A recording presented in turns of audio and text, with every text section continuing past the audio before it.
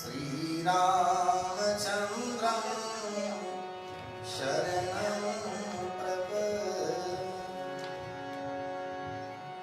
मनोजवं मारुततुल्यवेगं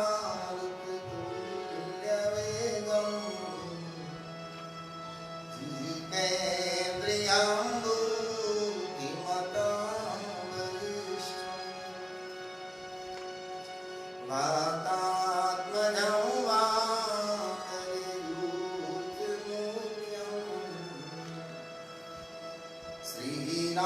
श्रीरामदूतं शरणं प्रपद्ये करारविन्देन पादारविन्दं मुखारविन्दे विनिवेशयन्तं वटस्य पत्रस्य पूजेशयानं बालं मुकुन्दं मनसा स्मरामि श्रीकृष्ण गोविन्द हरे मुरारे हे नाथ नारायण वासुदेव जिह्वे पिब स्वामृतमेकदेव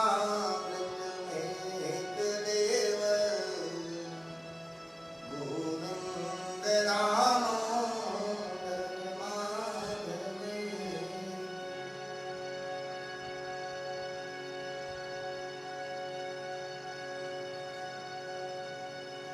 गोविंद महाराज की जय, रामचंद्र भगवान की जय, हनुमान जी महाराज की जय, द्वारिकाधीश की जय, सब संतन की जय, सद्गुरु भगवान की जय। ओम नमः पार्वती पतये हर हर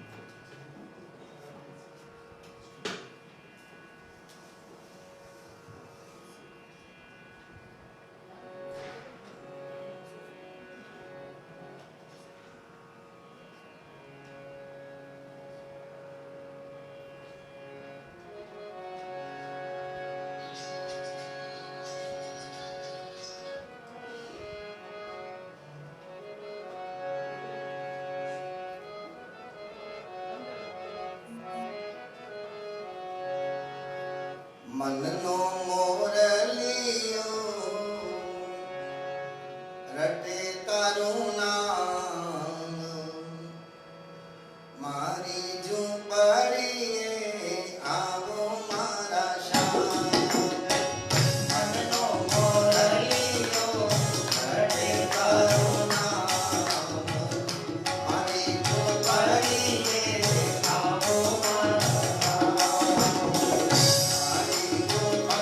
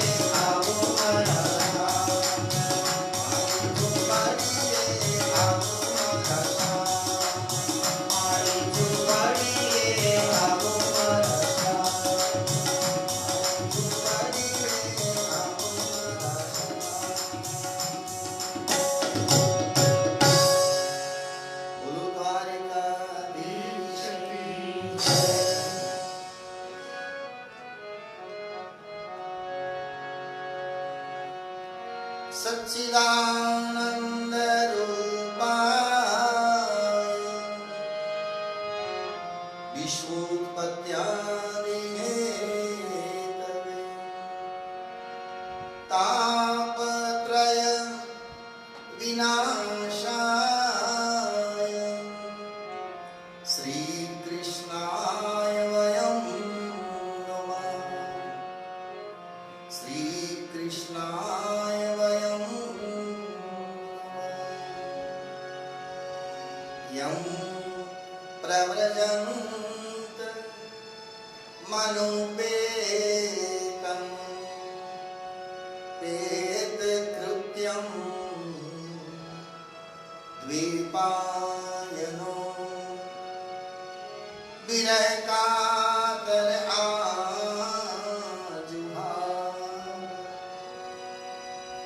पुत्रेति तन्मयतया तरुमो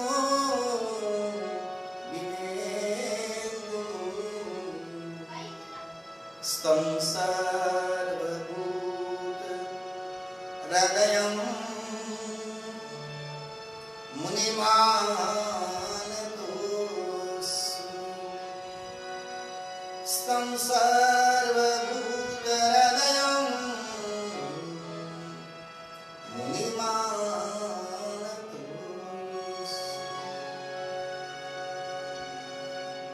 सुखदेव जी महाराज की जय। भागवत महापुराण की जय। व्यासी महाराज की जय। सब संतन की जय। पुरुषोत्तम भगवान की जय।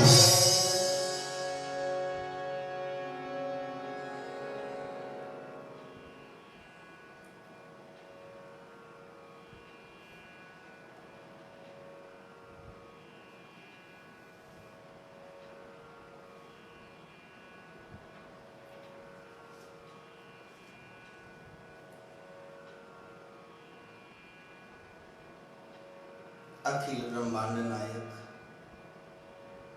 परात्पर ब्रह्म सर्व जग नियंता आनंद कंदुष प्रभु को नमन। और कथा में जो निमित्त बने हैं महेश्वरी परिवार और देश काल समय परिस्थिति के अनुसार जो यहाँ नहीं पधार सके हैं और थोड़े जो पधारे हैं, आप सभी को व्यासपीठ की ओर से नमन प्रणाम जैसे।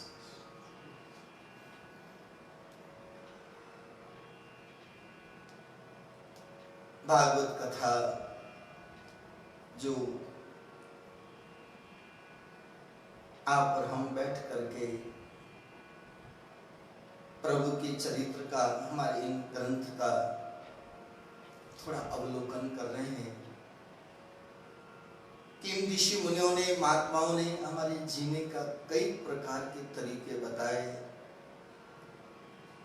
जन्म तो सबने लिया है, लेकिन देखा जाए तो जीना सबको नहीं आया। जीने का अंदाज, जीने का ढंग सबका अपना अपना अलग है। और मूल बात है किस तरह हमारा जीवन जीना चाहिए। एक मानव संविधान हमारे महापुरुषों ने बनाया है। जैसे देश को चलाने के लिए संविधान होता है, वैसे जीवन को चलाने के लिए हमारे इन महापुरुषों ने ग्रंथों का निर्माण किया है। हम कैसे जिए और कैसे हम भगवत स्वरूप हो पाए। हमने आगे भी कोई कथाओं में कभी जिक्र किया है। हमारे अंदर जो अवगुण दिखते हैं, मानते हैं, अथवा तो जो कहते हैं कि भाई इसमें ये अवगुण है, इसमें ये अवगुण है, ये सब ऊपर के आए हुए हैं। मूल रूप में देखा जाए तो इस जीव में कोई दुर्गुण नहीं थे। यदि संगत के अनुसार हमारे अंदर वो दुर्गुण आ गए। और आप कई बार आपने अनुभव किया होगा, पानी को कितना ही गर्म करो लेकिन फिर ठंडा हो जाता है। ये जीव कभी पार काम, क्रोध, लोभ, मोह, राग, द्वेष, ईर्ष्या, अहंकार में कई बार तप्त होता है, लेकिन आखिर में इस जीव का जो मूल स्वभाव है वो है आनंद, सुख और शांति। कहीं भी आपने देखा होगा खूब झगड़े हुए होंगे, लेकिन एक समय वो आ जाता है कि आधा घंटा, 1 घंटा, 2 घंटे बाद शांति होती है। इसका मतलब मूल स्वभाव हमारा अशांति नहीं है, शांति ही है। इसलिए हमारे यहाँ ब्राह्मण लोग, आचार्य लोग कहते ओम शांति शांति शांति। तो परमात्मा के जो गुण है, इसलिए मैं शब्द आप देखिएगा, हम लोग शांति चाहते हैं, लेकिन परमात्मा का एक रूप और क्या है? प्रमाण। शांताकारं भुजगशयनं पद्मनाभं सुरेशं विश्वाधारं गगनसदृशं मेघवर्णं शुभांगं लक्ष्मीकान्तं कमलनयनं योगविज्ञानगम्यं वन्दे विष्णुं भवभयहरं सर्वलोकैकनाथं। तो परमात्मा का एक रूप क्या है? शांताकारं, शांत है, शांत है। परमात्मा को एक रूप बताया सुखधाम। ये अलग अलग नाम मैंने पाए हैं जो निवेदन कर रहा हूं। फिर वही विष्णु राम बन के आया और कृष्ण बन के आया, लेकिन सुख का धाम, आनंद का सिंधु और शांति प्रदाता। एक अर्थ में हमारे सीता जी को भी शांति स्वरूपा कहा है। जानकी जी, सीता राम जी का एक जोड़ी जो हम मानते हैं, तांके जुग पर कमल मनाओ। हमारे घर में शांति आवे, हमारे घर में आनंद आवे, हमारे घर में वो सुख आवे। इस अर्थ में मैं थोड़ी कल चर्चा की थी। आप जो आरती में गाते हैं, मैंने इसका इस अर्थ में देखा, जो ध्यावे फल पावे, दुख दिन से मन का, सुख संपत्ति कर आए, कष्ट मिले तन का, ओम जय जगदीश। हमारे घर सुख आवे, सुख यानी सुख का धाम वो परमात्मा आवे। शांति का मतलब मां जानकी आवे। संपत्ति, सुख संपत्ति, संपत्ति का मतलब ने कल भी आपसे कहा, सुमति की संपत्ति आवे। प्रमाण सुंदरकांड का है, जहां सुमति तहां संपत्ति ना, जहां कुमति तहां विपत्ति मिला।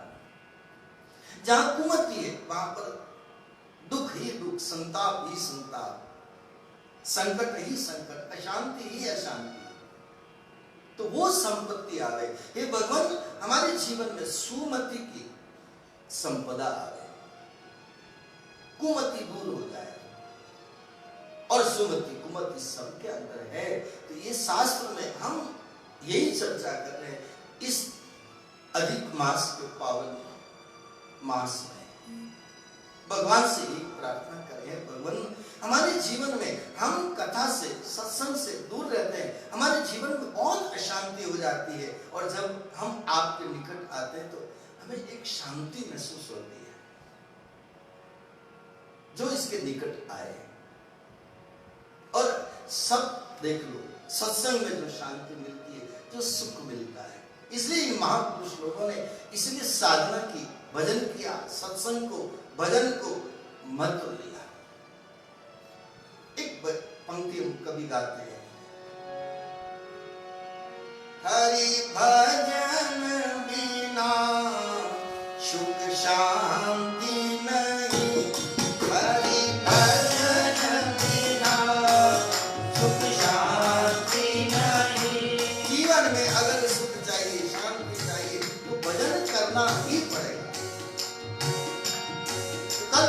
हमने कहा था, निज अनुभव अब कहे हूँ कबीसा, निज अनुभव अब कहे हूँ कबीसा, हरि भजन जाई कलेसा, हरि भजन जाई कलेसा,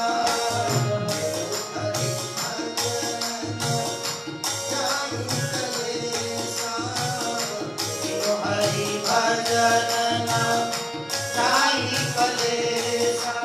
कलेश नहीं मिटेंगे, दुख नहीं जाएगा, विश्राम नहीं मिलेगा, शांति नहीं मिलेगी, साथ चाहिए तो हरि भजन बिना सुख शांति नहीं, हरि भजन बिना सुख शांति नहीं, हरि भजन बिना विश्राम नहीं, हरि भजन बिना विश्राम नहीं, हरि भजन बिना विश्राम नहीं, हरि भजन बिना विश्राम नहीं, हरि भजन बिना आराम नहीं, हरि भजन बिना आराम नहीं, हरि भजन बिना विश्राम नहीं, हरि भजन बिना विश्राम नहीं। इसलिए तुलसीदास जी ने पूरी रामायण लिखने के बाद एक शब्द प्रयोग किया, पायो परम विश्राम, राम समान प्रभु नाई कहो, सो सुख धाम राम अस नामा, अखिल लोक दायक विश्राम। ये सारे प्रमाण हैं, आप कहीं से भी लीजिएगा। तो भजन तो करना पड़ेगा। भजन का एक अर्थ है विश्वास। मैंने इस सब शास्त्रों में जो पाया है, जहां जहां से जो संदर्भ में शब्द मिल रहे हैं, मैं आपके बीच में रख रहा हूं। हो सकता है कोई शब्द आपको मन के अनुकूल हो अथवा नहीं हो। तो ये भागवत कथा हमें कैसे भी हरि से जुड़ना है, कैसे भी हमारा मोह थोड़ा कम हो। संसार में रुचि ज्यादा बढ़ गई है और इसलिए संसार की रुचि कम करने के लिए और भगवान में रुचि बढ़ाने के लिए कथा है। कोई कहते कथा काय को, भगवान की तरफ रुचि बढ़ जाए तो संसार की थोड़ी जो रुचि है वो थोड़ी कम हो जाए। इसलिए भागवत में एक पात्र का नाम है सुरुचि, एक का नाम है सुनीति। ये कौन है? मनु महाराज के बेटे उत्तानपाद और उत्तानपाद की दो पत्नियां जिसका नाम है, और सुनीति का बेटे का नाम बताया है जो मनु और शत्रुपाद, जिसकी चर्चा हमने संक्षिप्त में कल करी थी। इस धरती पर पहले पति पत्नी हुए हैं और 3 बेटियां और 2 बेटे हैं। एक का नाम उत्तानपाद, एक का नाम प्रियव्रत। सब घर में पति पत्नी है और बेटा बेटी नहीं हो तो कहेंगे हे भगवान कोई बेटा बेटी हो जाए। तो मनु महाराज का सुख का आप दर्शन करेंगे तो पता लगेगा, चाहे रामायण से लो चाहे भागवत से लो, कि उनके घर में बेटा भी है, नाम उत्तानपाद। फिर मन में होता है कि एक भाई हो तो ठीक रहे। तो भाई कौन? प्रियव्रत भाई है छोटा। फिर मन में आता है कि चलो बहन भी हो, तो 3 बहन, आकुति, प्रसूति और देववती। इतना सुख सबके घर में नहीं होता, लेकिन मनु महाराज के जीवन से थोड़ा सुख का आकलन करें कि हमारे जीवन में कितना सुख कम है और मनु महाराज के जीवन में कितना सुख है। अब आप देखो, 3 बेटियां 2 बेटे, फिर मन में सोचे कि चलो बेटियों का विवाह हो जाए, जमाई ठीक मिल जाए, तो तीनों बेटियों का विवाह हुआ। जमाई कितने श्रेष्ठ महापुरुष मिले हैं। आकुति, प्रसूति और देवहूति का एक का विवाह हुआ है रुचि प्रजापति के साथ, और एक का विवाह हुआ है दक्ष प्रजापति के साथ, जिनके घर बेटी सती बन के आई और वो दक्ष प्रजापति के जमाई बन के आए भोले बाबा शंकर भगवान।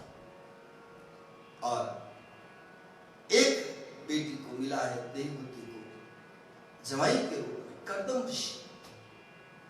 कर्दम का एक महात्मा बताए गए, महात्मा है कर्दम ऋषि, लेकिन संतों ने बताया उनके घर भगवान कपिल भगवान आए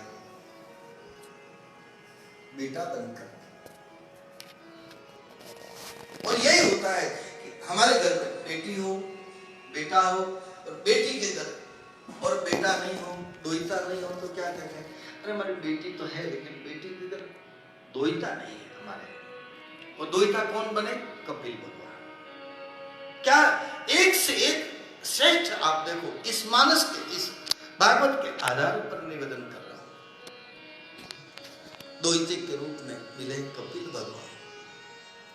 फिर मन में सोचे चलो बेटा है तो बेटे के घर भी बेटा होना चाहिए, एक पोता होना चाहिए। तो पोता कौन है? ध्रुव। ध्रुव जैसा बेटा पोता है। इतना सब सुख होने के बाद भी एक दिन मनु महाराज ने क्या सोचा, अरे भगवान की कृपा से इतना सुख दे दिया जो संसार में बहुत कम लोगों को उपलब्ध होता है, लेकिन अभी तक विषयों से वैराग नहीं हुआ, अभी तक मेरे से भजन नहीं हुआ। देखो पीड़ा क्या हुई है, मेरे से भजन नहीं हुआ। मेरा जीवन केवल इस परिवार की ममता में ही पूरा हो गया, राजपाट संभालते संभालते पूरा हो गया, शरीर में कोई रोग नहीं, परिवार की कोई कमी नहीं, बेटियों की तरफ से कोई चिंता नहीं, बेटों की तरफ से कोई दुख नहीं, फिर भी आदमी भजन नहीं कर पाए इतनी सुविधा के बाद भी। और ये मनु महाराज को दुख हुआ, इतना दुख हुआ, इतना दुख हुआ। और स्पष्ट आप पढ़ सकते हैं, आपको नहीं मिले तो मेरे पास आ जाए, मैं बता दूं।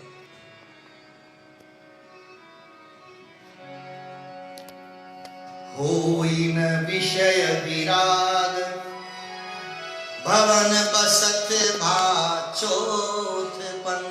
चौथी अवस्था आ गई। हृदय बहुत दुख लाग, जन्म गयो हरि भगति बिनु। हृदय बहुत दुख लाग, जन्म गयो हरि भगति बिनु। और बेटों को राज दे करके, बेटा तुम संभालो, अब मैं तो भजन करूंगा। नहीं पिताजी, हम कहां से संभाले, कैसे संभाले? नहीं नहीं नहीं, बस अब तुम्हारा तुम जानो। बेटे राजपाट नहीं दे रहे थे, उत्तानपाद प्रियव्रत, लेकिन फिर भी बर बसराल सुतई नृपदीना, नारी समेत गवन बन कीना। ये कथा क्यों है? एक समय के बाद आदमी को अपने जीवन को बदलना जरूरी है, जरूरी है। भागवत का प्रमाण है। गोकर्ण पिताजी से ये कहते हैं, पिताजी धर्मम भजस्वा सप्तम तज लोक धर्मान। लोक धर्म को पिताजी छोड़ो, एक उम्र के बाद ये समाज में, कुटुंब में, परिवार में जाना कम करो। मैंने कह रहा, भागवत कह रहे, मैं कहां से कह रहा हूं, एक एक प्रमाण में आपसे निवेदन कर रहा हूं। मैं भागवत की पोथी वाली कथा नहीं कर रहा हूं, इसमें से सार निकाल करके आपके बीच में रखा, जो जीवन के लिए बहुत उपयोगी चीज है। मैं कभी देखता हूं 90 साल के दादाजी परदादाजी हो, पड़पोते की शादी में मोटे साफे बांध के जा रहे, अरे उनको घर में रहने दो, भजन करने दो। अब जिसको जाना तो जाओ, लेकिन त्यजलोक धर्म। भागवत का सूत्र है, एक उम्र के बाद बेटों को, बहुओं को उनको जाने का अवसर दो। कहां तक पकड़े रहेंगे हम, कहां तक पकड़े रहेंगे? त्यजलोक धर्म, सेवस्व साधु, साधु पुरुषों की सेवा करो। ये सूत्र है, ये सूचना है श्रीमद् भागवत की। काम तृष्णा को कम करो और अन्य गुण दोष चिंतन माश मुक्त। क्या शब्द लिखा है? दूसरों के गुणों की चर्चा भी मत करो और दूसरों की बुराइयों की चर्चा, दोषों की चर्चा भी मत करो। अन्य गुण दोष चिंतन माश मुक्त, उससे मुक्त बनो। घर में अच्छी बहुएं मिल जाए, घर में अच्छा मिल जाए, फिर उसके बाद क्या करना? भागवत कह रही है, गुण दोष चिंतन माश मुक्त। फिर क्या करें? सेवा कथा रसम हो, ठाकुर जी की सेवा करो, कथा रस का पान करो। ऐसा हमारे भागवतकार कह रहे हैं। तो ये स्तुति हुई है मनु महाराज की। बेटों को राज लेकर चले वन की ओर, और उन्हें वही तपस्या के कारण दशरथ जी और कौशल्या बनते हैं और उन्हीं के गर्भ राम अवतरित होते हैं। ये कथाओं का एक प्रारूप है कि इस साधना भजन करने से आखिर एक स्टेज क्या मिलती है? उस ईश्वर के माता पिता बनने का एक अवसर मिलता है। इस साधना भजन का गृहस्थी में रहना, कोई घर छोड़ के जाए, कोई साधु बन जाए, जो जाए, हमें क्या उससे लेना देना, लेकिन गृहस्थी में रहते हुए, परिवार में रहते हुए सब कुछ हो सकता है। महात्मा बुद्ध जब पहले सिद्धार्थ थे, गए और वापस आए यशोधरा के पास, पत्नी के पास भिक्षा के लिए, और यशोधरा से आगे हाथ फैलाया, भिक्षाम ले। यशोधरा ने, पत्नी ने पूछा, प्रभु आपसे प्रश्न पूछना चाहती हूं, बोलो क्या? कि आप ये बच्चा जो है अब तो बड़ा हो गया, आप रात को 12 बजे इसको छोटा छोड़ करके आप चले गए और आप इतने घूम करके आए, अब तो आप सन्यासी बनकर आए, आप भगवान बुद्ध बन के आए। जिस तत्व के लिए आप इस बच्चे को छोड़कर घर त्याग करके गए थे, तो क्या वो तत्व आपको घर में नहीं मिल सकता था? महात्मा बुद्ध ने ठीक कहा। देवी यशोधरा, तुम्हारा कहना बिल्कुल ठीक है, लेकिन इतना भटकने के बाद समझ में आया कि वो तत्व घर में भी मिल सकता था। इसलिए भागवत कथा का ये संदेश है, हम सभी गृहस्थियों के लिए ना घर छोड़ना ठीक है, लेकिन घर में रहते हुए भी उसमें से समय निकाल कर हम कुछ कर सकते हैं। इसलिए इस कथा को मैं बहुत सरलीकर, क्योंकि मैं गांव में भी जाता हूँ, मैं शहरों में भी जाता हूँ, गांव के देहात के लोग भागवत के इन वेदांत को, इस रहस्य को कौन समझे? सरल से सरल भाषा में। अरे हमारे जना भाई तो छाने थेपती थेपती माजा बिठला कीर्तन कर लेते थे। हमारे कबीर साहब कहां पढ़े लिखे, गोरा कुंभार मटका बनाता बनाता भगवान को पाया, काम करते करते। मैं तो कई बार कहा कथाओं में, छाने थेप रही थी और पड़ोसन में कंडे चुरा के ले गई, छाने चुरा के ले गई। कथा सब जानते होंगे। पड़ोसन से जाके लड़ाई करने लगी, जना भाई मेरे छाने चुरा लिए, मेरे छाने चुरा लिए। तो कहते हैं कि उधर से बाबा कबीर साहब आए दर्शन करने के लिए। मैं आज ऐसी कोई हस्ती के दर्शन करके आऊं जो भक्ति में इतनी लवलीन है। देखा तो जना भाई छाने की नहीं मिल रही है, कबीर साहब ने माथा पकड़ा, मैं किसके दर्शन के लिए आया, तो छाने के लिए झगड़ा करते हैं। पूछा, जना भाई आप इतनी बड़ी साधना पथ में आगे चलने वाली और आप एक छाने के पीछे लड़ रही हो कि इस समय छाने चुरा रही है कि छाने छाने एक जैसे होते हैं, तुम्हारी छानों की क्या पहचान है? तो जना भाई ने कहा, मैंने एक एक छाने को मैं पहचानती हूं। कैसे पहचानती है? सब लोग खड़े हैं, कबीर साहब भी खड़े, ऐसा मैंने सुना। जना भाई ने वो छाने जमा रखे थे, उसमें से एक एक छाना उठा के कान के लगाया, फेंकती गई, कान के लगाया, फेंकती गई, और जैसे कान के लगा, ये मेरा, उसकी छटनी कर दी, अपने छानों की छटनी कर दी। कबीर साहब से कहा, ये मेरे छाने, ये इसके छाने, इसके मुझे नहीं चाहिए और मेरे में इसको लेने नहीं दूंगी। कबीर साहब ने कहा कि तूने कान के लगाया और तूने छटनी कर दी। और फिर कबीर साहब से जना भाई ने कहा, मेरे एक एक छाने में मादा विठला, मादा विठला, मैं जो कीर्तन करती करती छाने थेप रही थी ना, वैसी उसमें कीर्तन की आवाज आती। ये प्रमाण है, मैं ऐसे नहीं कह रहा हूं, ये आप पता कर लेना। महाराष्ट्र में आपका कोई हो, फोन करके पूछ लेना। पंढरपुर में आज भी वो जगह है, वो चक्की है जहां पर भगवान द्वारिकाधीश ने जना भाई के साथ गट्टी थी। आज वो छाछ बिलोनी भी है पंढरपुर में, मैं देख के आया, आप भी कोई पता कर लो। वो स्थान गोपालपुर उस जगह का नाम है। भगवान ने छाछ बिलोई। भक्ति क्या नहीं कर सकती। मैं आपसे एक कहूं, घर में रोटी बनाते बनाते, झाड़ू लगाते लगाते, अरे हमारे शबरी जी ने कैसे पाया, आप देखिएगा।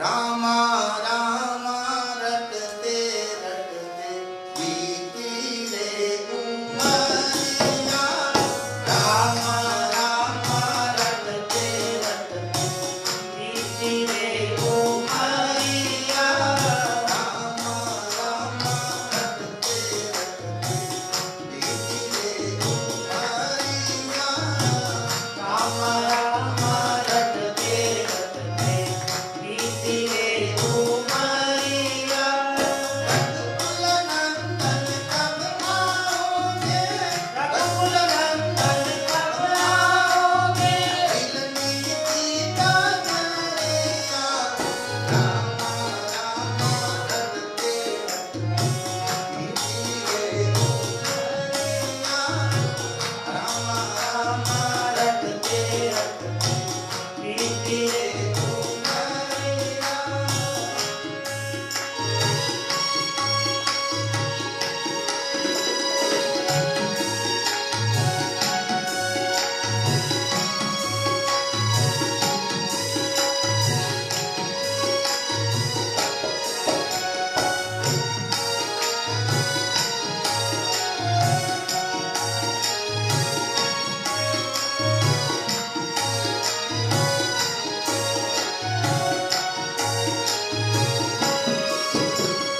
रोज सवेरे वन में जाकर, रोज सवेरे वन में जाकर, रास्ता साफ कराती हूँ, रास्ता साफ कराती हूँ, अपने प्रभु के खातिर बन से, अपने प्रभु के खातिर बन से, चुन चुन के फल लाती हूँ, चुन चुन के फल लाती हूँ, मीठे मीठे बेरन की मैं, मीठे मीठे बेरन की मैं, बल्लाई छावनिया, रामा रामा रटते रटते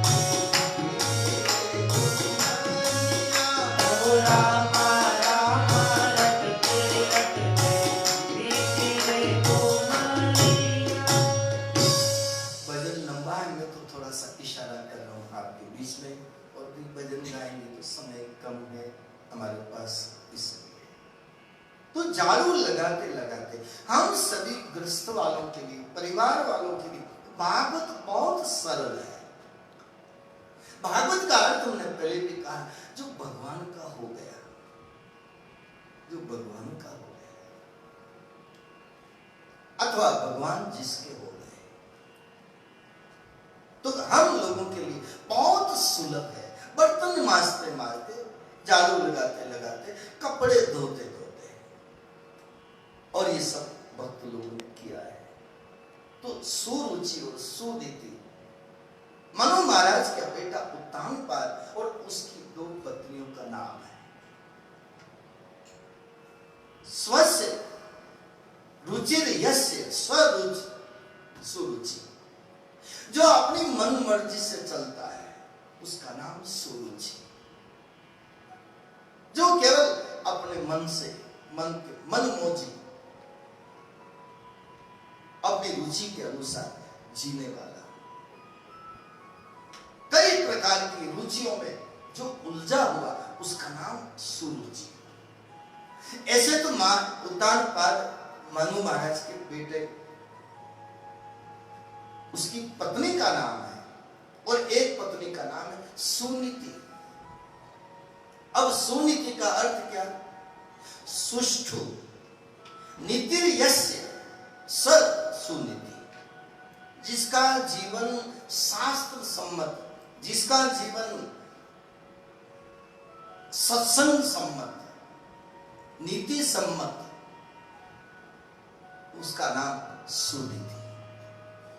अब मैं इसलिए कथा कम कर रहा हूं, आपके सामने इसकी तत्वार्थ जो मैंने पाया वो मैं आपसे निवेदन कर रहा हूं। कथा तो आप सब जानते हैं कि सुनीति का बेटा ध्रुव और पिता की गोद में बैठने के लिए गया, और पिता ने हाथ खींच लिए, सुनीति ने ताना मारा और सुरुचि ने ताना मारा, और फिर वो जंगल में चला गया, और 6 महीने में तपस्या करी, भगवान आए, प्रकट हो गए और उसको वरदान मांगने के लिए कहा। कथा तो सब जानते हैं।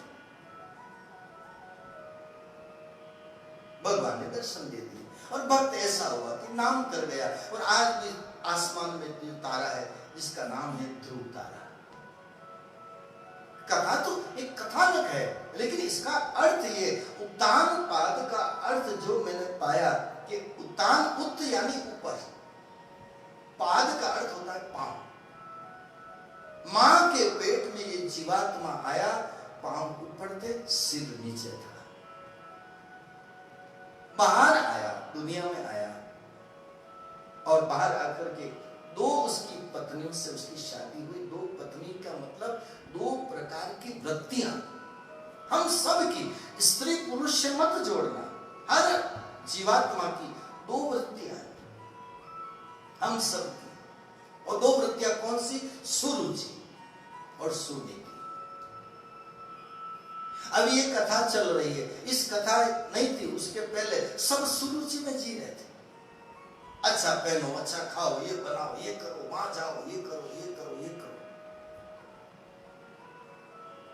और सुनीति में कितने थे?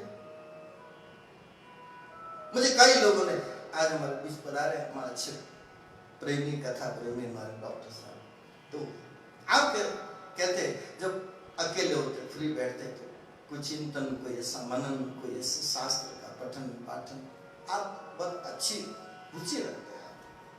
आदमी समय का उपयोग कैसे करें, कैसे करें? सुनीति, हमारी वृत्ति सुनीति की तरफ रहती है, तो सुरुचि की तरफ निगाह कम हो जाती है।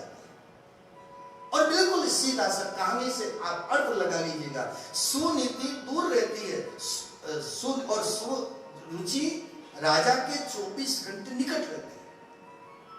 जहां जाए साथ में, जहां जाए साथ में, जहां जाए साथ में। नाम कौन? सुरुचि।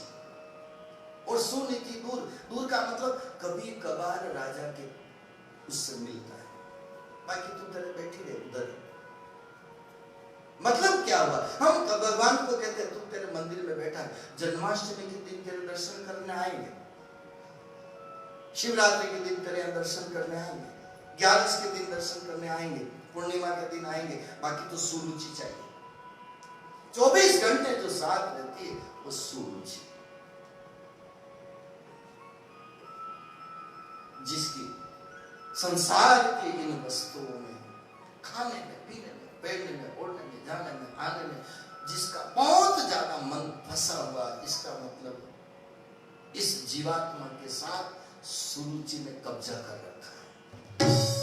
कथा का ये भावार्थ है, मैं वो आपके बीच में कहकर फिर मैं आगे चल रहा हूं। थोड़ा थोड़ा संकेत जो मुझे मिल रहा है। और सुनीति का बेटा कौन है? अब आगे अर्थ मिलाते जाइए। सुनीति का बेटा ध्रुव और सुरुचि का बेटा कौन है? उत्तम। जिसकी सुरुचि ज्यादा जागृत होगी उसको उत्तम से उत्तम, बढ़िया से बढ़िया वस्तु चाहिए। नाम है उत्तम, पढ़ लो आप भागवत में। और सुनीति का बेटा है ध्रुव। ध्रुव का मतलब अटल, सत्य, ध्रुव सत्य, शाश्वत सत्य, जिसको कहते हैं आनंद, भजनानंद, ब्रह्मानंद, प्रेमानंद, परमानंद। आप जो उसको नाम देना चाहो, और वो बिना सुनीति के आनंद नहीं मिलता। ऐसा ध्रुव सत्य, ध्रुव आनंद, भजनानंद आपको सुनीति से ही मिल सकता है। ये शास्त्र सुनीति का है। यहाँ पढ़ने के लिए आए तो हम, तबला भी बज रहा है, थोड़ा बाजा भी बज रहा है, तो जैसा जैसा टूटा फूटा जो चल रहा है हमारे जैसा, हम ज्यादा कोई संगीतकार हम नहीं है, हम कोई विद्वान भी नहीं है, हम तो सीधे साधे जो थोड़ा बहुत पढ़े, सुना, पाया, बांट रहे। आज मुझे सवेरे एक बात याद आई। जब कथा, क्योंकि करीब 7 महीने के बाद कथा शुरू हुई तो थोड़ा प्रसंग हम हो जाते आगे पीछे। तो जब परीक्षित का जन्म की बात हमने करी तो आज सुबह सुबह उठते मुझे याद आया कि कथा में कोई शब्द की भूल हुई। मुझे किसी ने कहा नहीं, ना मुझे फोन किया, लेकिन आज सवेरे मैं बिल्कुल व्यासपीठ पर बैठा, झूठ बात नहीं कह रहा। मेरे मन में आया कि परीक्षित के जन्म के समय शायद परीक्षित की मां का नाम थोड़ा मेरे से उल्टा बोला गया। और वो क्या नाम था? उत्तरा। और व्यासपीठ से शब्द निकला था सुभद्रा, जो भगवान कृष्ण की बहन थी। फिर मैंने सोचा कोई बात नहीं, जो त्रुटि है, गलती परमात्मा ने एहसास करे तो उसको हम सुधार लें। शब्द का हो सकता है, और शब्द मुझे कोई भगवान कोई दंड दे ऐसी भी कोई बात नहीं। संसारी जीव है, भूल हो जाती है, गलती भी हो जाती है, लेकिन मन में आ गया तो मैंने कहा आज कथा में याद आ गया तो मैं निवेदन करूंगा। ये शब्दों का खेल, उसमें ज्यादा पढ़ने की जरूरत नहीं है, लेकिन मैं इतना कहूं इसका अर्थ समझ में आए, अर्थ समझ में आए।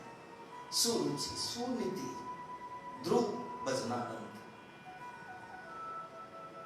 और जिसको भजनानंद मिलेगा, और आप देखो ध्रुव का तिरस्कार हुआ, किसने किया? सौतेली मां ने। क्यों किया? कि सुरुचि ने देखा कि आज ये ध्रुव गोद में बैठने आया और ये गोद में बैठ गया तो ये राजा उत्तानपाद को जो ये सुख मिलेगा, तो इस सुख के कारण, मिलने के कारण मेरी तरफ से इसकी निगाह कम हो जाएगी, रुचि कम हो जाएगी, और मैंने जो इसकी मन के ऊपर जो सुरुचि का सिक्का जमा रखा है, ये आनंद मिलने के बाद ये छूट जाएगा। इसलिए कहा बैठना है तो मेरी कोख से जन्म ले, भगवान को प्राप्त कर, तब जाके तू पिता की गोद में बैठ सकता है। ये प्रकरण क्या कह रहा है? यानी हम कथाओं में जाते हैं। कभी मुझे किसी ने पहले सुना था कि छोटे बच्चे, कभी कोई बात चली, बच्चों ने जिद करे कि हम भी आए, तो बच्चों ने कहा होगा कि भाई इनको कहाँ लाना है, कहीं कथा सुनने, कहीं बाबा जी बन गए, ऐसा हो गया तो हमको तो बड़ा होगा, नौकरी करेगा, कमा के लाएगा, डिग्री लेगा, फिर हमको तो ऐसा बेटा चाहिए। कथा सुन के बाबा जी हो गया तो, अरे तुम नहीं हो तो बेटा कहां से हो जाएगा?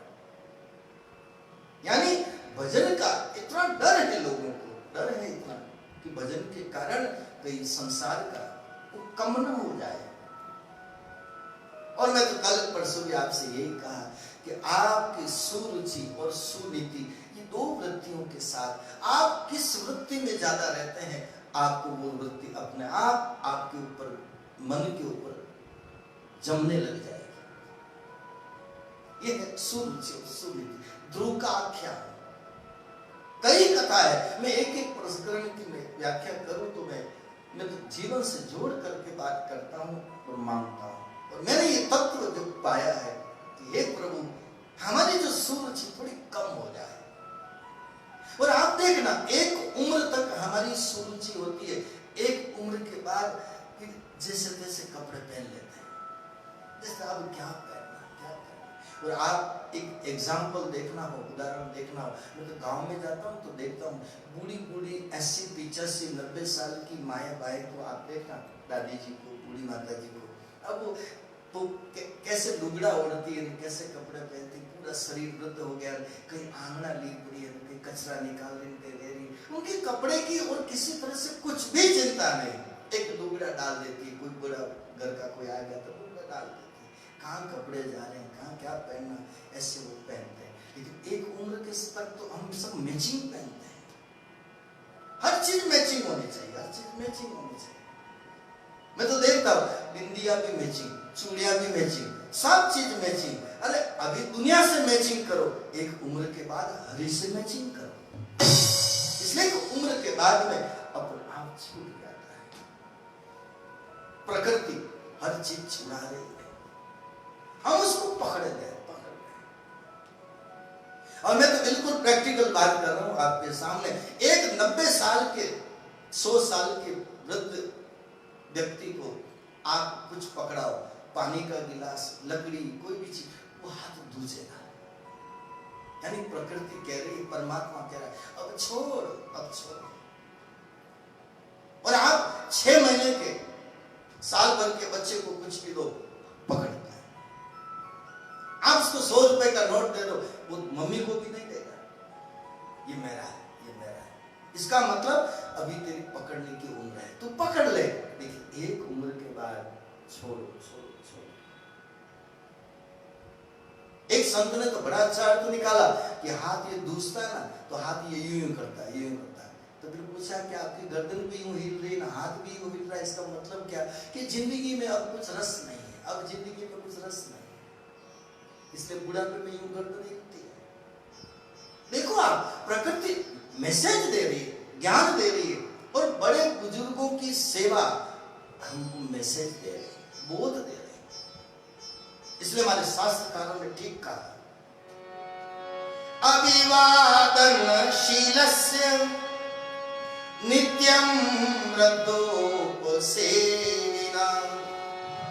तस्य चत्वारि तस्य वर्धन्ते आयुर्विद्या यशो बलम्।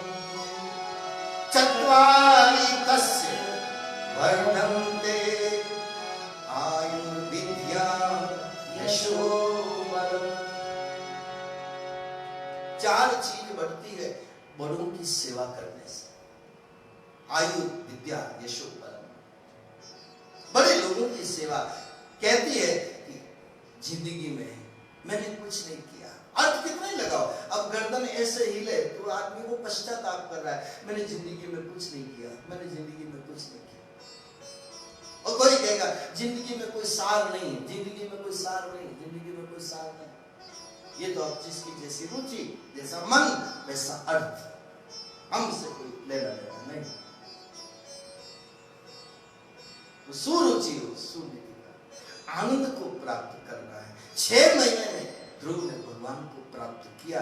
इसका मतलब व्यक्ति जब तिरस्कार कृत होता है, जब कोई अपमान करे, कोई आपका तिरस्कार करे, तो कभी कभी आदमी अंदर से बहुत दुखी, इसने अपमान किया, मैंने इसका तिरस्कार किया। लेकिन जब वो बालक आया रोता रोता माँ के पास, सुनीति के पास, कि बेटा क्यों रो रहा है, कि सौतेली माँ ने ताना मारा। माँ कितनी समझदार थी, चाहती तो झगड़ा कर सकती थी, लेकिन बेटे को समझाया नहीं, बेटे के अंदर गलत संस्कार का बीज न चला जाए। कि नहीं बेटा, तेरी माँ ने गलत नहीं कहा, तेरी सौतेली माँ ने बहुत अच्छा कहा कि तू भगवान को प्राप्त कर, गलत नहीं कहा। दिमाग में से जो नेगेटिविटी निकाल दी। इसी तो कहते हैं नेगेटिव थिंकिंग, पॉजिटिव थिंकिंग। सांसारिक आदमी होगा वो नेगेटिव ज्यादा सोचेगा, लेकिन जो अध्यात्म से जुड़ा होगा, सुनीति से जुड़ा होगा, वो पॉजिटिव ज्यादा सोचेगा। ये हमारी सोच है। किसी के घर जाओ, आधा आधा गिलास दूध पिलावे, तो एक आदमी क्या कहेगा कि आधा गिलास दूध पिलाया, लेकिन एक आदमी क्या कहेगा खाली गिलास तो नहीं गया, आधा तो पिलाया है कम से कम। एक की खाली की तरफ निगाह है, एक की भरे हुए की तरफ निगाह है। इसलिए सुनीति का शास्त्र के साथ जो जुड़ता है, कथाओं से जो जुड़ता है, सत्संग से जो जुड़ता है, तो उसकी थोड़ी पॉजिटिविटी उसकी आने लग जाती है। इसलिए कथा सत्संग की ये महिमा है।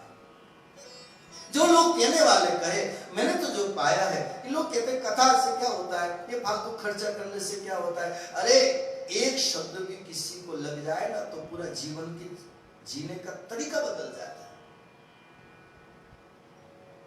सोचने का तरीका बदल जाता है, और इससे बढ़कर के क्या पुण्य हो सकता है। मैं तो कई उदाहरण मेरे तो जिंदगी में आए हैं, मैं तो बिल्कुल सच कह रहा हूं, और आपको विश्वास में तो फोन करके पूछ सकते हैं। कई लोगों ने शराब छोड़ दी, कई लोगों ने गुटखा छोड़ दिया, कई लोगों ने बीड़ियां छोड़ दी, कई लोगों ने नशा छोड़ दिया, कई लोगों ने झगड़ा करना छोड़ दिया।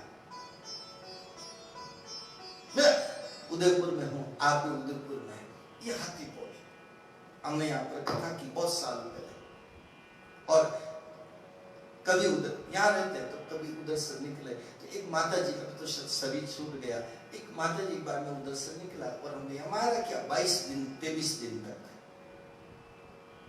तो एक माता जी कहती पहले हम खूब लड़ते थे, झगड़ते थे, गालियां ऐसे गाली गलौज, लेकिन यहाँ जब से मायरा हुआ ना तब से हमारे मुंह से गालियां लड़ना झगड़ना कम हो गया। बिल्कुल उदयपुर हाथीपोल की बात,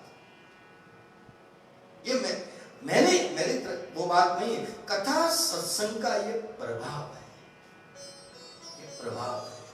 और मानस का प्रमाण अटस्ट ग्रामीण करती है। सट सुधरई, शट सुधर जाता है, सट सुधरई सत्संगति पाई, पारस परस कुधातु सुहाई, पारस परस कुधातु सुहाई। पारस पत्थर से जैसे लोहा सोना बन जाता है, मैंने नहीं देखा, मैंने तो सुना है ना पढ़ा है, ना मैंने पारस पत्थर देखा न छूते हुए देखा। मैं तो ये जरूर देखा कि सत्संग में बैठकर ऐसे व्यक्ति जो बुरे से बुरी सोबत वाले, वो थोड़े सुधर जाते हैं। यही पारस पत्थर सत्संग, और यही सोना है, आदमी की वैल्यू बढ़ जाती है, आदमी की कीमत बढ़ जाती है। मैं तो साधारण में कहते हैं ना कि कोई हमारे घर में बहू ऐसी आवे जो माता पिता के घर पियर में सत्संग में रही हुई हो, और भाग्य ऐसा मिले कि ऐसी बहू घर में आ जाए जो ढोलक बजाना जानती हो, कीर्तन करना जानती हो, मजीर बजाना जानती हो, और सासू जी रोज मंडली में मंदिर में 11 पूनम को कीर्तन में जावे, और कभी सासू जी को मालूम नहीं हुए, अब सासू जी कीर्तन में जावे लेकिन पीछे बैठे, आगे तो मंडली वाले भजन गावे, लेकिन कोई एक दिन बहू कह देवे कि मम्मी जी आप जा रहे हो, सासू जी आप जा रहे हो, तो एक बार कीर्तन में मेरे को ले जाओ। तो कभी बहू को कहेंगे बेटा तू भी चल, और बहू चली जाए, और पीछे आगे कोई ढोलक बजाने वाली सही ढंग से नहीं बजाती हो, तरीके से नहीं बजाती हो, और वो बहू के कि थोड़ी ढोलक मेरे को दे दो, मैं मेरे पियर में सत्संग में जाती थी, और जैसे ही वो ढोलक धमाधम बजाने लग जाए और सब मंडली वाले देखे ये किसके घर की बहू है, ये फलाने की बहू है, और दूसरी बार तो कहे कि अरे बेटा इधर आ, इधर आ, तू यहाँ आगे बैठ, आगे बैठ, सासू जी बोले पीछे बैठ। अब तो सासू जी सोचे कि मेरे को ओवरटेक करके बहू आगे निकल गई। अब तो मेरे कोई मंडली वाले नहीं पूछते हैं, मेरी बहू को पूछते हैं, ये आगे सम्मान किसने दिया, ये आगे आपकी वैल्यू किसने बढ़ाई, आपकी कीमत किसने बढ़ाई। तो मैं तो सीधी सादी बात, सत्संग से, सुनीति से नाम हो जाता है, ध्रुव का हो गया। 6 महीने में भगवान को प्राप्त किया और आज भी ध्रुव जी अमर हो गए। हमारे उदयपुर में ओसवाल भवन में रामदास जी महाराज आते थे और आपने सुना होगा, मैंने तो खूब सुना उनको। और वो एक भजन गाते थे जो मैंने अक्सर, मैं जहाँ भी कथा में जाता हूँ तो कुछ पंक्तियाँ मैंने उनको याद करता हूँ और उनका ये भजन आज भी मुझे याद है और आप अच्छा लगेगा। उस पंक्तियाँ देखिए, गौर करिए। दुनिया में रहने वाले क्या तुझको ये खबर है, दुनिया में रहने वाले क्या तुझको ये खबर है, दो दिन की जिंदगी है, पल भर का ये सफर है, दो दिन की जिंदगी है, पल भर का ये सफर है, दो दिन की जिंदगी है, पल भर का ये सफर है, दो दिन की जिंदगी है, पल भर का ये सफर है। और स्वामी जी क्या कहते थे?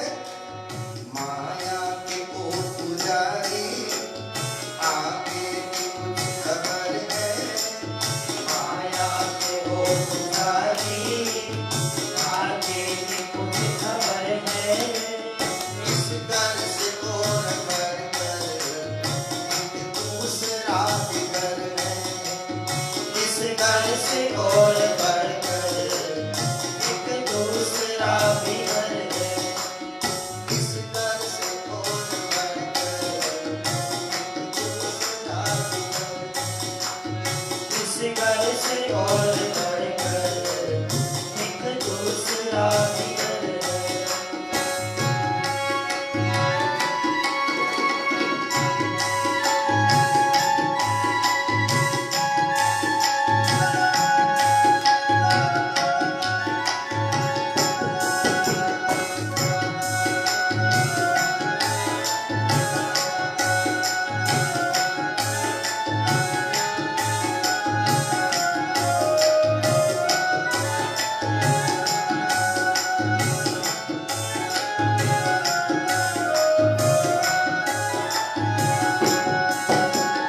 क्यों भूलता अरे तू, एक दिन पड़ेगा जाना, क्यों भूलता अरे तू, एक दिन पड़ेगा जाना, मेलों को छोड़ बदले जंगल में हो ठिकाना, मेलों को छोड़ बदले जंगल में हो ठिकाना, तेरे महल छोड़ करके तेरा जंगल में डेरा लगेगा,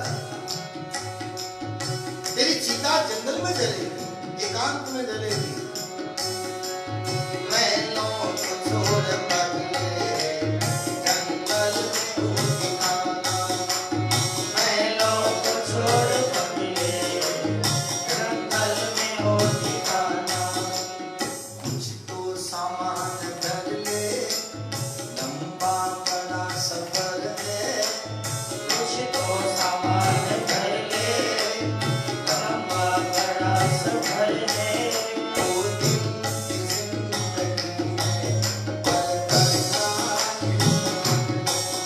दो दिन की जिंदगी है, पल भर का ये सफर।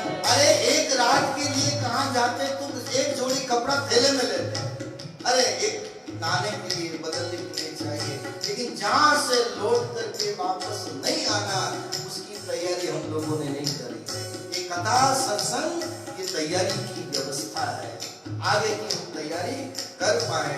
और इसीलिए जो पहले से तैयारी कर लेता है, कंदोई की व्यवस्था कर लेता है, रिसेप्शन के लिए वाटिका कर लेता है, बैंड बाजे पहले समय पे कर लेता है, तो आखा तीज पे प्रॉब्लम नहीं आती है। और आखा तीज के दिन ही बैंड बाजे नहीं मिलेंगे, कंदोई नहीं मिलेगा, वाटिका नहीं मिलेगी, तब आपको हमको परेशानी हो सकती है। ये आखा तीज कौन सी? ये मौत। ये जिस दिन आएगी उस दिन हम तैयारी कुछ नहीं कर पाएंगे। इसलिए स्वामी जी रामदास जी महाराज कहते हैं, तुझको सामान घर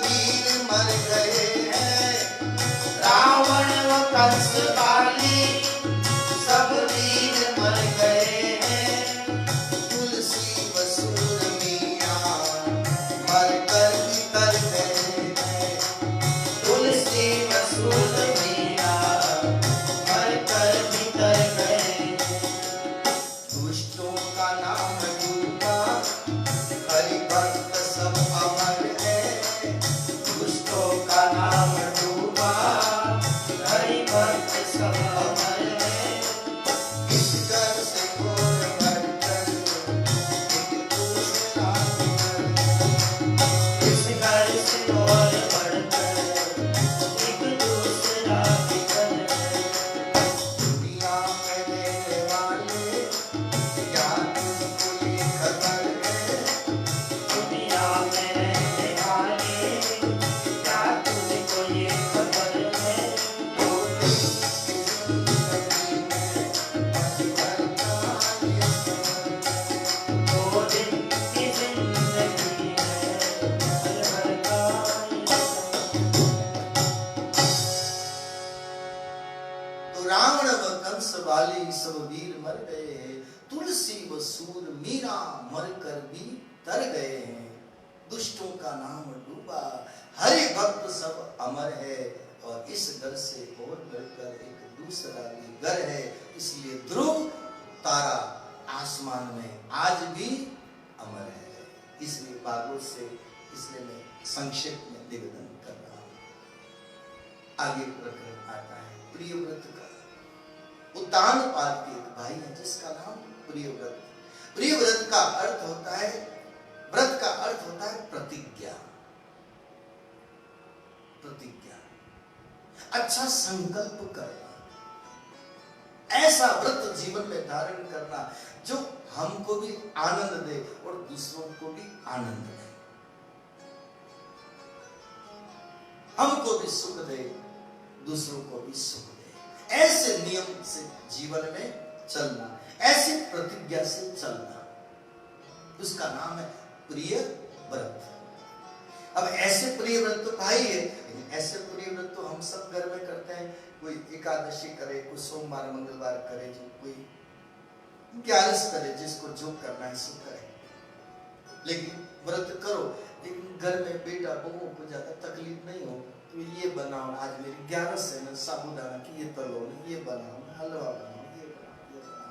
ये जो व्रत है, और ये व्रत एकादशी आवे और बहू का जीव ऊंचा नीचा हो, ये 11 वापस आ गए, वो व्रत व्रत में प्रिय व्रत। मैं इसलिए आपसे कह रहा हूं, ऐसा व्रत रखो, ऐसा व्रत रखो, अपनी बुराइयों को फिर नहीं दोहराए, उसका व्रत। और अब मैं अच्छा कार्य करूंगा, उसका व्रत। एक तो बुराइयों को निकालने का व्रत, एक अच्छाइयों को बढ़ने। मैं सवेरे कोशिश करूंगा जल्दी उठने का, कोशिश करूंगा, प्रयास करूंगा ऐसा। अब मैं उठ करके ये काम करूंगा, अब ये मैं अच्छा काम करूंगा, कुछ संसार से कम जुड़ूंगा, परमात्मा से ज्यादा जुड़ूंगा। ये संकल्प, प्रिय व्रत। अब चाहो जैसे आप परिभाषा कर लो। उनके बेटे हुए अग्निदेव, उनके हुए मंच में हुए ऋषभदेव भगवान, जो हमारे केसरिया जी अपने पास में है, तीर्थंकर माने जाते हैं जैन समाज में, और हमारे भी 8वें अवतार माने गए ऋषभदेव भगवान। और उसी परंपरा में आगे हुए भरत जी। संक्षेप में निवेदन करो, भरत जी, जिनके 3 भरत हमारे हिंदुस्तान में हुए, जिनकी वजह से भारत नाम पड़ा।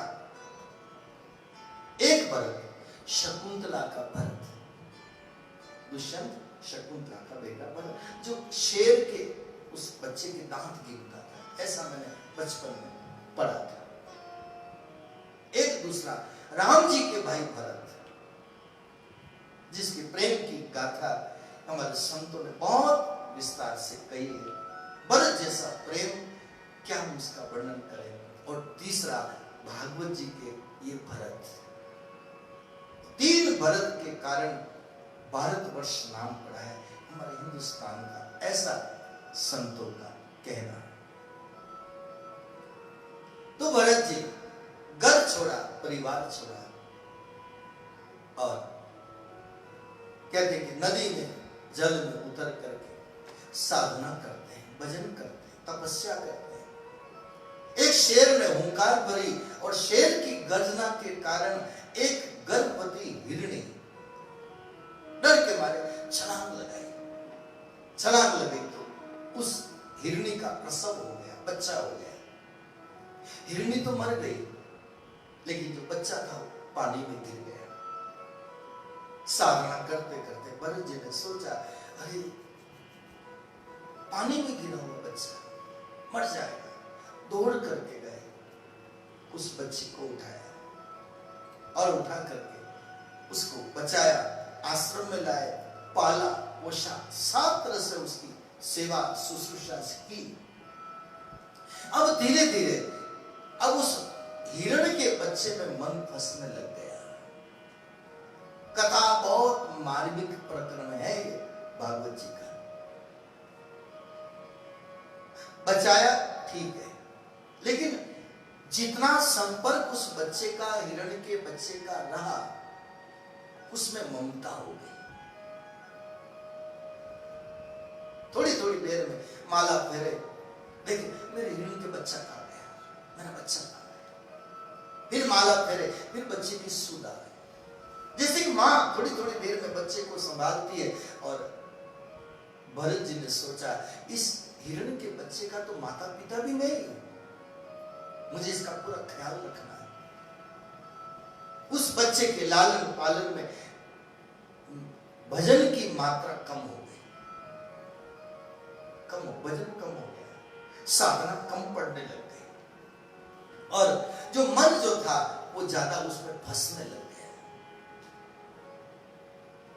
अब तो बार बार स्मृति में आवे, बार बार स्मृति, मेरा बच्चा, मेरा बच्चा।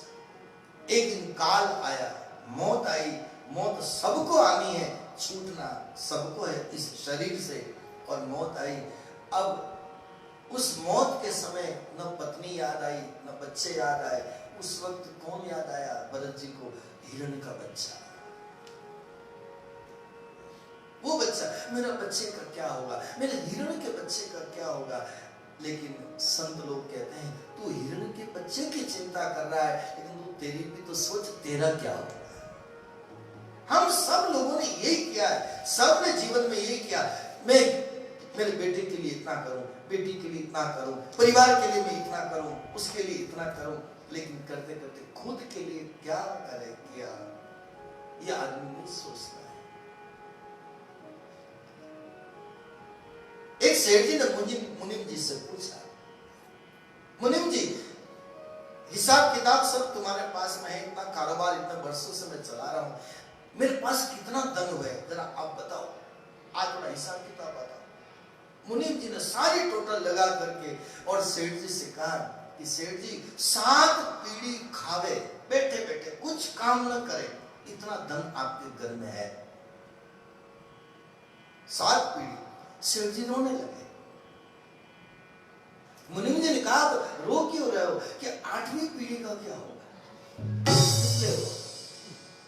7 पीढ़ी तक तो ठीक है, लेकिन 8वीं पीढ़ी वाले क्या खाएंगे। सेठ जी इसलिए रोने लगे। ये हम सबकी कथा है, हम सबकी मनोवृत्ति है। हम उसकी चिंता, उसकी चिंता, उसकी चिंता, उसी में हम लगे रहते हैं।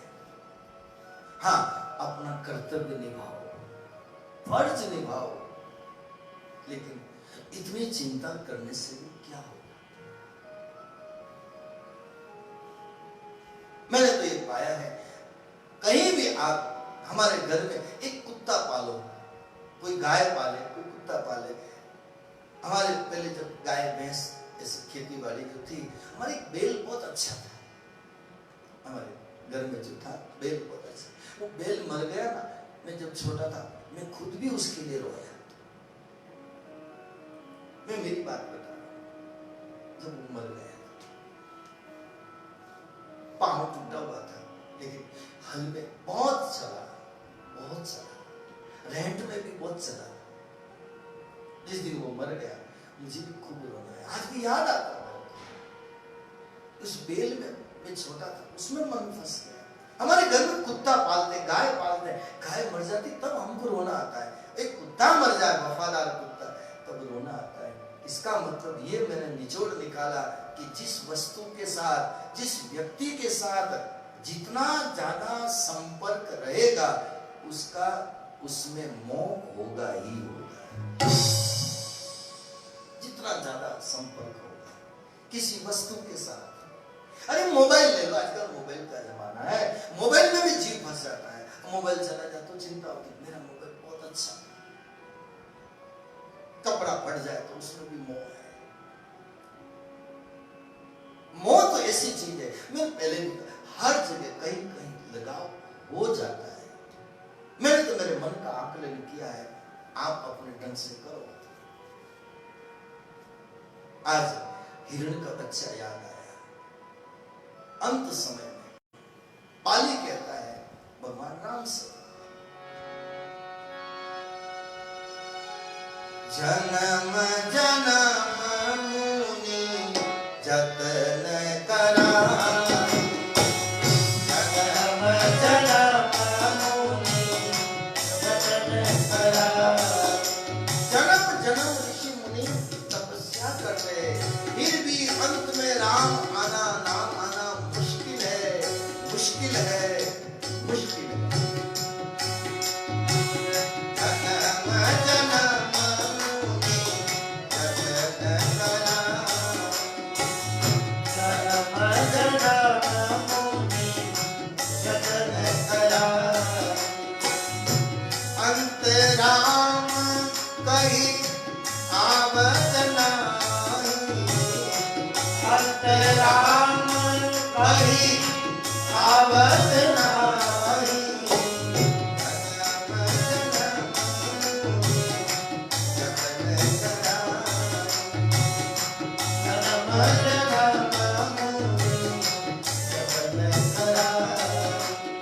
अंत समय नाम आना बहुत मुश्किल है।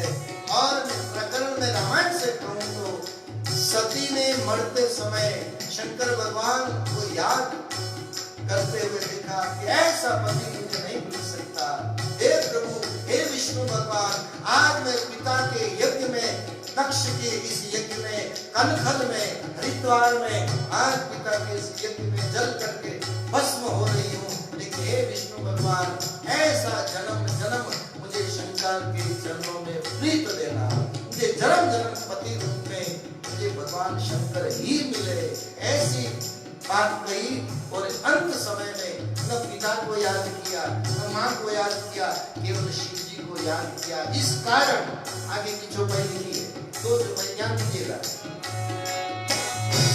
सती मरत हरि सनवर मांगा, सती मरत हरि सनवर मांगा।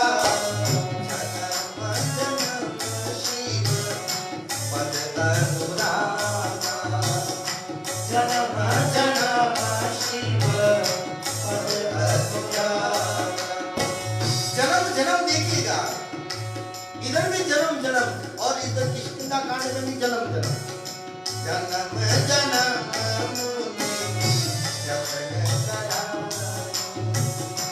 जन्म जन्म मुनि जतन कराई। और बालकांड में सती मरत हरि सनवर मांगा, सती मरत सनवर मांगा। जन्म जन्म शिव पद अनुरागा, जन्म जन्म शिव पद अनुरागा। अब भागवत से मिलान करो। अंत में नाम आना कठिन, तो भरत जी का नाम आना कठिन। भरत जी ने अंत में याद किया हिरण को, तो हिरण का जन्म पाया। और इधर सती ने शिव जी को याद किया, तो सती पार्वती का जन्म पाकर शिव जी को पाया। ये दोनों प्रकरण में मिलान करो। तेहि कारण हिम गिरि गृह जाई, तेहि कारण हिम गिरि गृह जाई। जननी पार्वती कीर्तन पाई, जननी पार्वती कीर्तन पाई।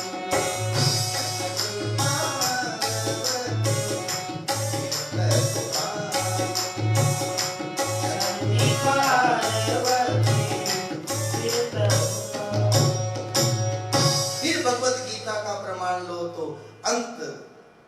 ताले समामे स्मरण मुक्ता कलेवरम। ये रामायण, ये भागवत और ये भगवत गीता। अंत अंत अंत। हमारे महापुरुष लोग कहते हैं ना, संत लोग कहते हैं, पहले गांव में बाल्टी से उस गिरगिरी से पानी निकालते थे और बाल्टी डालते थे और फिर पानी निकालते, छान के बावड़ी से भर के लाते थे। अब तो बावड़ियां भी नहीं, पानी भी नहीं, सब मामला अलग हो गया। लेकिन आपने देखा, सबने है, आपका अनुभव है। तो जब कोई भी महिला पानी भरने जाती है, कोई पुरुष पानी भरने जाता है, तो उस लोहे की गिरगिरी से बाल्टी को डालता है, उसके ऊपर रस्सी को खींचता है, वो पूरी बाल्टी पानी में डाल देता है, लेकिन आखिरी जो गांठ होती है रस्सी की, वो अपने हाथ में रखता है। पतंग उड़ाई सबने, पतंग उड़ती है, लेकिन जो धागा वो चक्री से बंधा होता है, और बंधे होने के कारण पतंग भी नीचे उतर जाती है, बाल्टी पानी की बाहर आ जाती है, और वो आखिरी गांठ छूट गई तो बाल्टी गई और पतंग भी गई। और हमारी भी जिंदगी का कहते हैं कि आखिरी छोर में अगर भगवान का नाम आ गया तो समझो जिंदगी सुधर गई। रस्सी क्या है? ये जीवन के अंत समय में भगवान नाम है। सारी जिंदगी में लिया हो नहीं लिया हो, लेकिन अंत में ले लेंगे। हम तो ये कहेंगे, बिना अभ्यास के नाम आना कठिन है। डोंगरे जी महाराज एक उदाहरण दिया करते थे, मैंने उनकी कथा में सुना। एक बूढ़ा आदमी अंत समय में मरने लगा, तो उनके बेटे ने आगे कहा, पिताजी उस भगवान को याद करो, उस मुरली वाले को याद करो, उस धनुधारी राम को याद करो, और ऐसे पड़े हाय हाय हाय कर रहे हो। बेटे को डांट दिया। एक दिन पोल में सोए हुए थे और बेटे तो ऊपर हवेली में थे। बुढ़ापे में शरीर वही रहता है और कहाँ रहेगा कमरे में, तो बूढ़े आदमी सो रहे, लेकिन जिंदगी में नाम लिया नहीं। इतने में कहते हैं कि गाय का बछड़ा आया और जो झाड़ू पड़ी थी कचरा निकालने की बुआरी, उसको खाने लगा। अब पलंग पर सोए सोए पिताजी जोर जोर से चिल्लाए, बोली तो बंद हो गई, नाम ले नहीं सकते, चिल्लाए जोर जोर से। तो बेटे बहुत दौड़ करके आए, शायद पिताजी का दम निकल रहा लगता है, और आज पिताजी कुछ बताना चाहते हैं कि शायद कुछ दिल की बात कहना चाहते हैं, इसलिए जोर जोर से चिल्ला रहे। तो उसी समय अभी भी जबान खोलो। डॉक्टर साहब आए, अपना सूटकेस लेकर दवाई इंजेक्शन जो देना था दिया। बेटे खड़े थे। आज पिताजी अंत समय में क्या कहना चाहते हैं, क्या बताना चाहते हैं, और शायद कोई धन माल रुपया पैसा कोई देन लेन कर रखा हो तो आज बता दे। और इस आस में बेटे बहू खड़े हैं, और धीरे धीरे इंजेक्शन का असर हुआ। पिताजी ने जबान लड़खड़ाते हुए बोलने लगी, और फिर बेटे बहू ने पूछा, पिताजी पिताजी बोलो बोलो, क्या कहना चाहते हो, कोई धन माल छिपा रखा हो तो बताओ। और जबान धीरे धीरे लड़खड़ाती हुई बोली, नालायक हो, 1 घंटे से मेरा मुंह देख रहे हो, वो गाय का बछड़ा झाड़ू खा रहा है। और झाड़ू झाड़ू कहते प्राण निकल गए। अब उनको तो बुआरी याद आई, अब हमको कौन याद आए? ये सोचने का प्रश्न है। भागवत कथा चिंतनीय कथा है। भागवत कथा मनोरंजन की कथा नहीं है।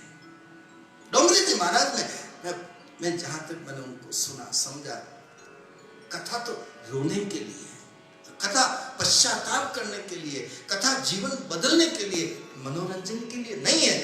आज जो जैसे समझे वो उनकी मर्जी, लेकिन कथा जीवन बदलने के लिए है। इसलिए डोंगरे जी महाराज कथा करते थे, बहुत आनंद में डूब के अश्रुधारा बहती थी, दर्शनीय मूर्ति थी। हमने तो जो जो अवसर जहां तक मिला मैंने सुना, आप लोगों ने, कई लोगों ने सुना होगा। तो मेरा आपसे यही कहना है, भरत जी का अगला जन्म हिरण का पाया। अब हम अगले जन्म में अगर शरीर छूटेगा किसमें जाएंगे कुछ पता नहीं। और इस दृष्टांत में जब पंजाब में कथा करने गया, लुधियाना उधर,